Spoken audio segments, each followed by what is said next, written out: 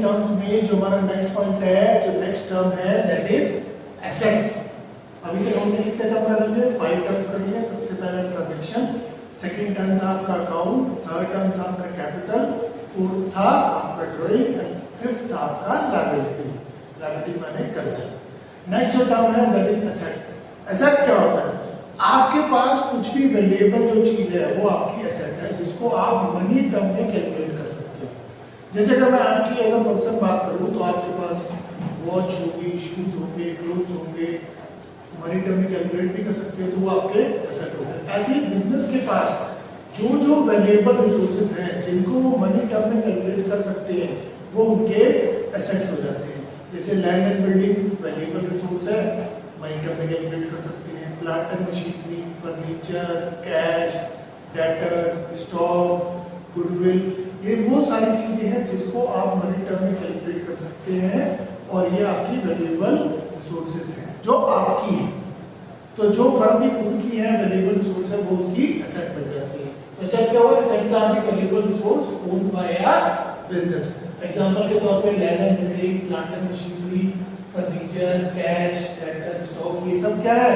Assets है। अब asset होते हैं दो तरह के। सबसे पहला वही करंट एसेट और नॉन करंट एसेट। अब करंट एसेट कौन से हुए? करंट एसेट वो एसेट हुए जो 1 साल के अंदर कैश में कन्वर्ट करे जा सकते हैं। देखिए बिजनेस किसमें कर रहे हैं? आपने बिजनेस में पैसा लगाया, उस पैसे से आपने क्या बनाना है? दोबारा से पैसा बनाना है। बस ये हो जाएगा कि आपने 10 लगाया तो आप कहेंगे वो 11 या 12 लाख बन जाए। अगर मैंने 10 लाख रुपए लगाए बिजनेस में तो मैं क्या चाहूंगा? वो 11 लाख बन जाए, 12 लाख बन जाए, फिर उससे और आगे आगे आगे बढ़ता जाए। ठीक, तो इसीलिए करंट एसेट कौन सा एसेट है?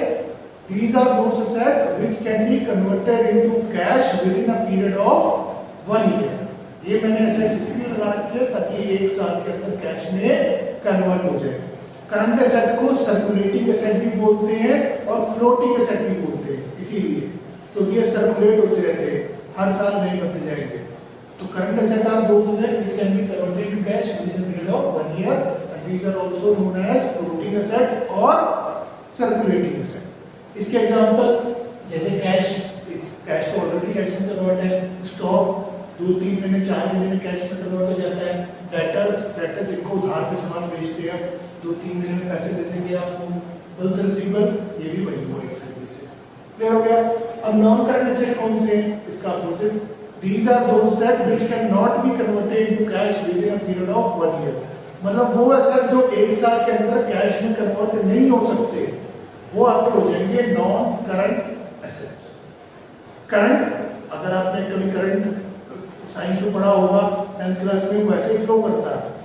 तो इसीलिए जो फ्लो कर रहे हैं, जो 1 साल के अंदर कन्वर्ट हो जाएंगे वो करंट, जो नहीं कर रहे वो हो जाएंगे आपके नॉन करंट। इसके एग्जांपल जैसे लैंड एंड बिल्डिंग। और लैंड एंड बिल्डिंग हर साल तो कैश में कन्वर्ट करेंगे नहीं, एक बार ले लिया तो 15-20 साल, 25 साल, 100 साल तक लोग रखते हैं अपने पास। प्लांट एंड मशीनरी 10-15 साल बाद ही नया आएगा, 10-15 साल से पहले बेचेंगे नहीं। फर्नीचर है 5 साल, 10 साल, 15 साल हम चलाते हैं, उसके बाद ही उसको बेचते हैं, सेल करते हैं। तो नॉन करंट कौन से हुए? जिनको कैश में कन्वर्ट नहीं करा जा सकता 1 साल के अंदर नॉन करंट, जिनको करा जा सकता है वो करंट। तो दो तरह के एसेट हो गए। और एसेट क्या होते हैं? हमारी वैल्यूएबल रिसोर्स जो बिजनेस की खुद की है। क्लियर हो गया? अब इसके आगे नॉन करंट एसेट भी आगे दो तरह के नॉन करंट एसेट है। नॉन करंट एसेट बेसिकली मैंने बोला था क्या हुआ? Fix asset.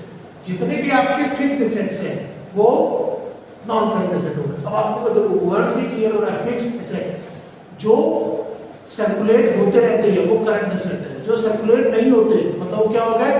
फिक्स्ड हो गए, तो वो आपके बन जाते हैं फिक्स एसेट। उन्हीं को हम बोलते हैं नॉन करंट एसेट, जो सर्कुलेट नहीं हो सकते, जैसे land and building, plant and machinery, furniture, ये हम लंबे समय के लिए खरीदते हैं।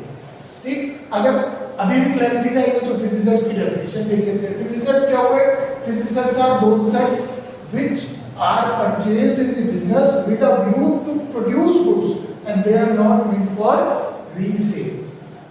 जो आपने करंट एसेट में स्टॉक खरीदा था अपनी शॉप के लिए या बिजनेस के लिए, वो आप बेचने के लिए खरीद रहे हो, मगर जो फिक्स्ड एसेट्स है वो क्या है? वो हमने इसीलिए परचेज करे हैं ताकि हमें उन्हें बेचना नहीं है, बल्कि उन एसेट से गुड्स प्रोड्यूस करने हैं।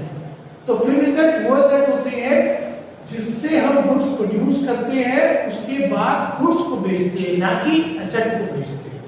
ये वो एसेट है जो बेचने के लिए नहीं लिए गए हैं। अगर आपकी बिजनेस में भी ऐसे कोई एसेट्स हो जो आपने बेचने के लिए नहीं लिए बल्कि उनका यूज करके गुड्स प्रोड्यूस करने के लिए लिए हैं, तो वो आपके फिक्स्ड एसेट्स हो जाते हैं। क्लियर हो गई बात। और ये नॉन करंट का पार्ट होते हैं, इसका मतलब 1 साल से पहले नहीं बेचे जाएंगे। अब ये भी दो तरह के, टेंजिबल एसेट और इनटेंजिबल एसेट। इसमें क्या फर्क है?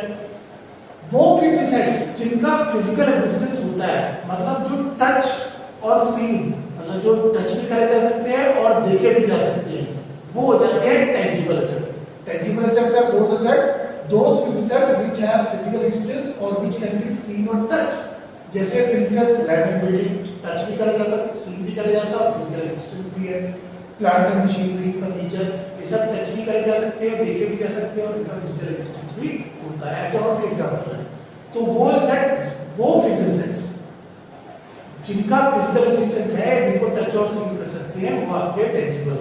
अब इंटेंजिबल कौन से होंगे? जिनको नहीं कर सकते। इसका reverse, these are those fixed assets which do not have physical existence or which cannot be seen or touched। ना ही जिनका फिजिकल एग्जिस्टेंस है और ना ही आप उसको सी कर सकते हो और ना ही टच कर सकते हो। सर ऐसे कौन से फिक्स्ड एसेट्स हुए जिनको ना टच कर सकते हैं, ना देख सकते हैं और ना ही जिनका फिजिकल एग्जिस्टेंस है और फिर भी वो एसेट है? जैसे गुडविल एसेट होता है मगर ना देख सकते हैं ना टच कर सकते हैं। पेटेंट, ट्रेडमार्क, ट्रेडमार्क क्या होता है? आपकी फर्म का जो ब्रांड का रजिस्ट्रेशन होता है उसे ट्रेडमार्क बोलते हैं। कॉपीराइट, ऐसे ही टेक्निकल नो-हाउ होता है।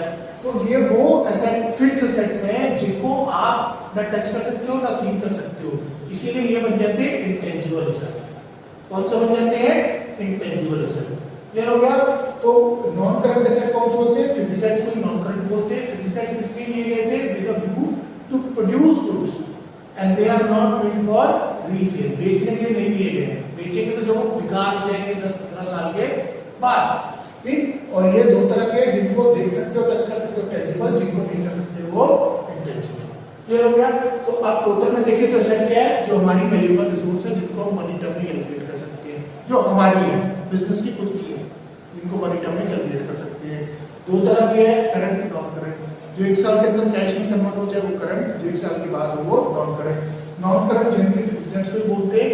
दो तरह के हैं, टेंजिबल जिनको देख सकते हैं, टच कर सकते हैं, इंटेंजिबल जिनको देख नहीं सकते, टच नहीं कर सकते। अब एक और टर्म आता है, एक और क्वेश्चन आ जाता है आपके एग्जाम में, व्हाट इज लिक्विड एसेट। अब लिक्विड एसेट क्या होते हैं? लिक्विड एसेट देखा जाए तो करंट एसेट का पार्ट ही है। करंट एसेट को कैश में कन्वर्ट होने में मैक्सिमम 1 ईयर लगता है, मगर लिक्विड एसेट कौन से हुए? Liquid assets are those current assets which can be converted into cash immediately। मतलब आपके पास ऐसे कौन कौन से एसेट्स हैं जिनको आप तुरंत जब चाहो उसको कैश में कन्वर्ट कर सकते हो। तो लिक्विड एसेट अगर बोले तो these are those current assets which can be converted into cash immediately। जो हाथों हाथ कैश में कन्वर्ट हो जाए वो लिक्विड एसेट बन जाते हैं। अब करंट एसेट्स में से कौन कौन से ऐसे एसेट हैं जो हाथों हाथ कन्वर्ट हो जाते हैं? अगर बात करें ऐसे देखिए तो all the current asset are liquid except stock and prepaid expenses. जितने भी करंट एसेट होते हैं वो सारे लिक्विड होते हैं एक्सेप्ट 2। और वो 2 कौन से? स्टॉक, क्योंकि स्टॉक को आपके पास जो सामान पड़ा है वो हाथों हाथ नहीं बेच सकते, एंड प्रीपेड एक्सपेंसेस वो खर्चे जो आप ऑलरेडी पे कर चुके हो वापस नहीं मंगवा सकते। तो टोटल करंट एसेट में से अगर सिर्फ ये 2 एसेट माइनस कर दे, स्टॉक और प्रीपेड एक्सपेंस, तो बाकी के जितने बच जाते हैं वो सब बच जाते हैं आपके लिक्विड एसेट। इतनी बात क्लियर हो गई? एक और टर्म एग्जाम में पूछ लेते हैं, व्हाट इज वेस्टिंग एसेट। अब वेस्टिंग एसेट क्या होता है? These are those assets which are depreciable only by use and no other factor। Example के तौर पे आपने कार ली और वो कार लाके घर खड़ी कर दी, 2 साल तक वो घर खड़ी रही, तो क्या उसकी वैल्यू नहीं गिरेगी? गिरेगी। भले आप चलाओ भले आप ना चलाओ, क्योंकि कार का मॉडल पुराना हो गया है, इसीलिए उसकी वैल्यू तो गिर जाएगी, आपके चलाने या ना चलाने से उसमें कोई फर्क नहीं पड़ता। मगर वेस्टिंग एसेट कौन से हुए? वेस्टिंग एसेट वो हुए जो सिर्फ जिनकी वैल्यू तभी गिरती है जब उसका यूज करते हैं। अगर उसका यूज नहीं किया आपने तो उसकी वैल्यू नहीं गिरेगी। तो wasting assets are those assets which are depreciable only by use, सिर्फ यूज करने से उनकी वैल्यू गिरती है, and by no other factor, और किसी वजह से उसकी वैल्यू नहीं गिरेगी। लाइक फिक्स रेट्स की वैल्यू गिर जाएगी, भले यूज करें भले ना करें, क्योंकि मॉडल पुराना हो जाएगा। यहाँ पर ऐसा नहीं है। अब ऐसे कौन से सेट है जिसकी वैल्यू सिर्फ यूज करने से गिरती है? कोल माइंस, कोयले की खानें, गोल्ड माइंस, यहाँ पर सोने की खानें हुई है, और इसके अलावा तेल के कुएं हो गए। आपके अगर आपके पास तेल का कुआं है तो जितना निकालेंगे उतना ही कम होगा, बाकी तो उसमें रहेगा ही रहेगा। तो उसकी वैल्यू अगर आपने नहीं निकाला तो कम थोड़ा हो जाएगी, तब भी उसके अंदर उतना ही तेल होगा, उतनी वैल्यू रहेगी। तो ये वो एसेट है जिनको हम वेस्टिंग एसेट बोलते हैं, और उनकी वैल्यू सिर्फ यूज करने से ही रिड्यूस होती है, अदरवाइज उनकी वैल्यू बिना यूज करे रिड्यूस नहीं होती है। तो टोटल में हमने क्या सीखा? एसेट दो तरह के थे, करंट माने जो 1 साल के अंदर करंट हो जाए, नॉन करंट जो 1 साल के बाद करंट हो। नॉन करंट दो तरह के थे, टेंजिबल जिनको टच करा जा सकता है, टेंजिबल जिनको टच नहीं करा जा सकता। लिक्विड वो करंट एसेट है जो सिर्फ स्टॉक और प्रीपेड एक्सपेंसेस अगर करंट एसेट में से माइनस करें तो बाकी सारे लिक्विड होते हैं जो इमीडिएटली कैश में कन्वर्ट हो सकते हैं। और वेस्टिंग एसेट वो हुए जो सिर्फ रिड्यूस होंगे by use and by no other.